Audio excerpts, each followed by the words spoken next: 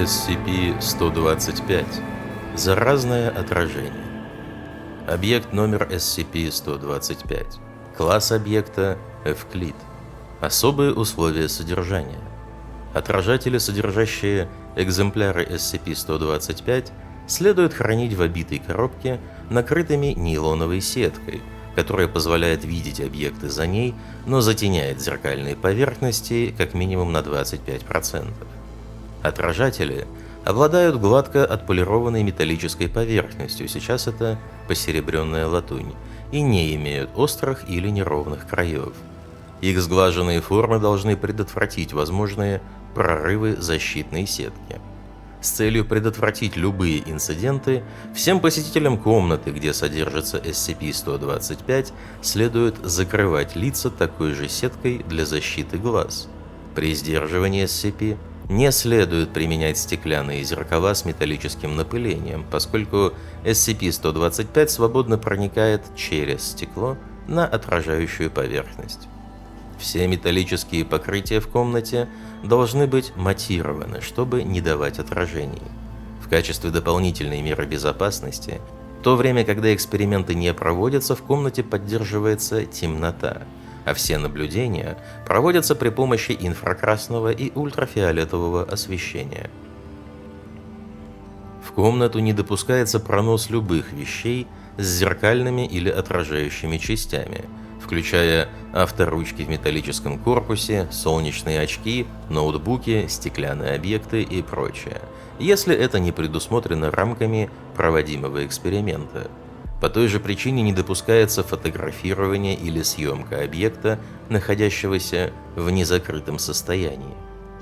Если персонал зоны, а в особенности персонал, имевший недавние контакты с SCP-125, сообщит о наблюдении черных точек, то мобильные опергруппы ЭТА-10 и Хи-7 немедленно переводятся в режим повышенной боевой готовности, а в зоне объявляется тревога второго уровня в связи с возможным нарушением условий содержания. Персонал, обратившийся с жалобами, переводится под содержание согласно протоколу 125-Б и возвращается к исполнению штатных обязанностей только после того, как экземпляры SCP-125, повредившие их роговицу, не станут полностью неактивны. Описание. SCP-125 – это живое существо, по всей видимости наделенное разумом, которое способно существовать только как отражение.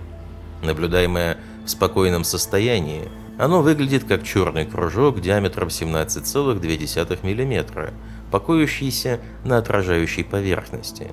Главным необычным свойством объекта является то, что он предстает в виде геометрически правильного круга вне зависимости от наклонов, изгибов и удаленности того места, где он располагается относительно наблюдателя или нескольких наблюдателей.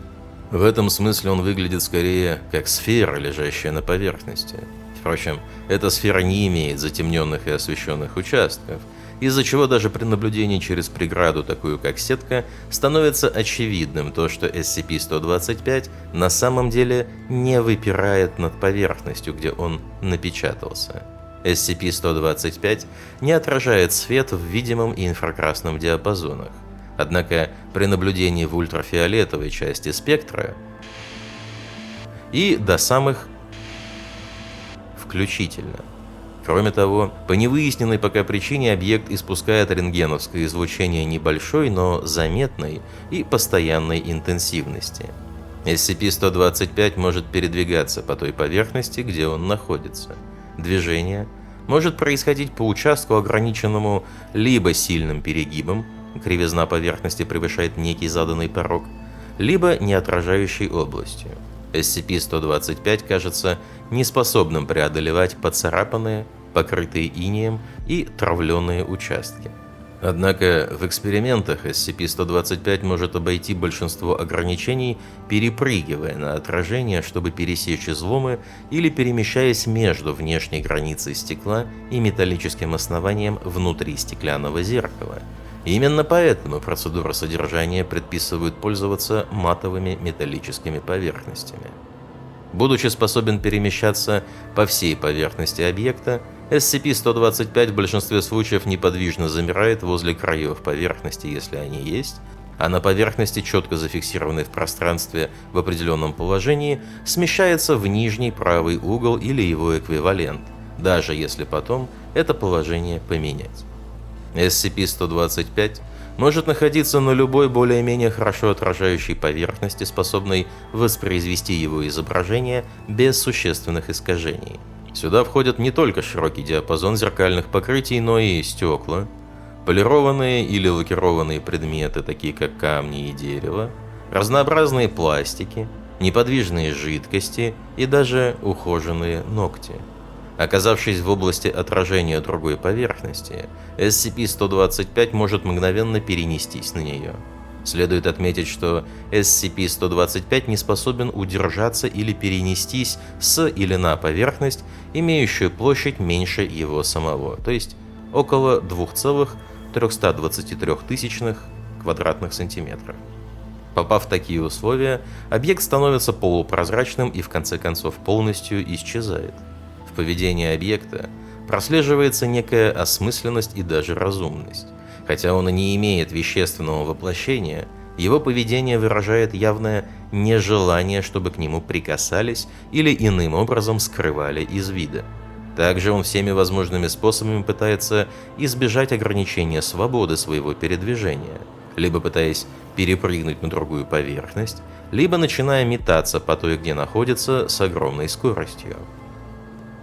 Кроме того, объект старается избегать действий, несущих в себе угрозу для него, если о них говорилось в его присутствии, демонстрируя тем самым осведомленность о человеческой речи. Каким образом ему удается понимать речь, и способен ли он в свою очередь вступать в ответный контакт, в настоящее время неизвестно. В обычном состоянии SCP-125 полностью безобиден и не способен размножаться. Впрочем, он проявляет тягу к перемещению на отражающие поверхности животных, особенно роговицу глаз. Для достижения этого он будет пытаться сделать все возможное, демонстрируя свою неприкрытую тягу. Добившись желаемого, SCP-125 уменьшается в диаметре на порядок до 1,72 мм.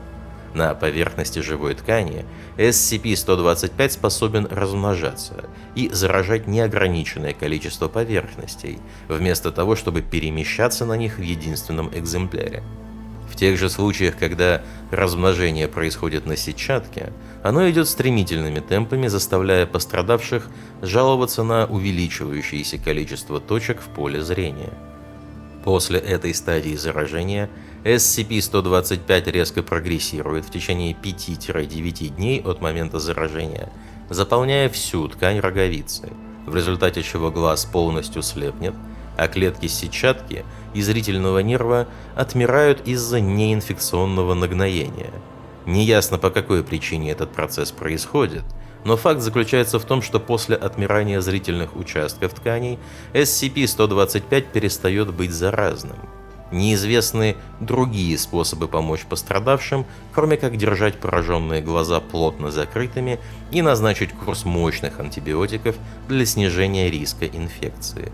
Время от времени случаются вспышки заражения, позволяющие предположить, что SCP-125 представляет собой некое естественное явление в природе, либо что объект был распространен на большей части планеты задолго до начала появления письменных свидетельств о нем. Для изучения перечня известных произошедших эпидемий SCP-125 смотрите документ SCP-125-Дельта. Выдержка из документа SCP-125-Дельта. Прорыв 123-Б. Дата. Место. Провинция Хэбэй, Китай. Заражено более 50 тысяч. Обстоятельства. Подавление средств массовой информации в Китае не позволяло обнаружить факт начала заражения до того момента, как болезнь приняла эпидемический характер.